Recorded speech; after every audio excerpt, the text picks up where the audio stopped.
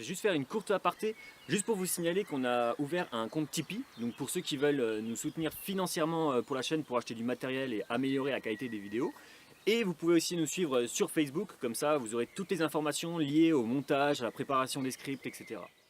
Pour cette vidéo, nous allons voir les origines du mot Alsace et ce qu'il veut dire. Parce que oui, Alsace, ça a une signification, ça veut vraiment dire quelque chose. L'origine étymologique du mot, il est assez incertain en fait. On va se baser sur des faits et non des spéculations. Comme beaucoup le font d'ailleurs. Surtout que c'est très compliqué de donner la vraie origine du mot Alsace. Parce que le mot Alsace a beaucoup évolué pendant son histoire. Comme par exemple Alsatius en 610, Impago Alsaciense en 720, Ducatum Elisatiae au 9e siècle ou encore Elisasaz en 959. Autant dire que ça a bien évolué depuis le temps. Pour comprendre une région, son nom, son patois ou son dialecte, il faut s'intéresser aussi à son peuplement. Alors on va pas rentrer dans les différentes peuplades qui a peuplé l'Alsace, il y a une autre vidéo qui est prévue pour ça, qui est en cours de montage. Là on va juste s'intéresser à la partie grammaticale du mot Alsace et du mot alsacien. Très souvent pour les zones géographiques, les noms découlent d'un nom d'un peuple, d'une tribu ou d'une langue qui était parlée sur ces terres. Je peux vous citer par exemple les Parisis qui se trouvaient à l'actuel Paris. On va déjà voir à quelle période ce mot a pu émerger. Et pour ça, on va parler de l'alsacien. Car notre dialecte actuel découle lui-même de deux dialectes, francique et alémanique. En gros, les deux dialectes qui ont été utilisés par les tribus germaniques, alamans et franques.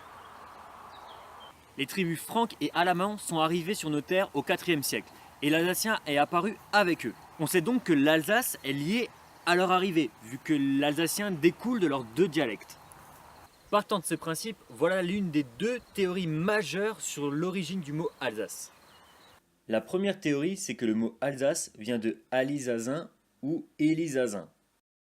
Pas la peine de me reprendre dans les commentaires parce que ça m'étonnerait que vous parlez les anciennes langues germaniques. Ou alors vous avez plus de 18 siècles. Au bas mot. Mais je pense pas, non. Donc ces deux mots signifieraient ceux qui sont établis dans une terre étrangère.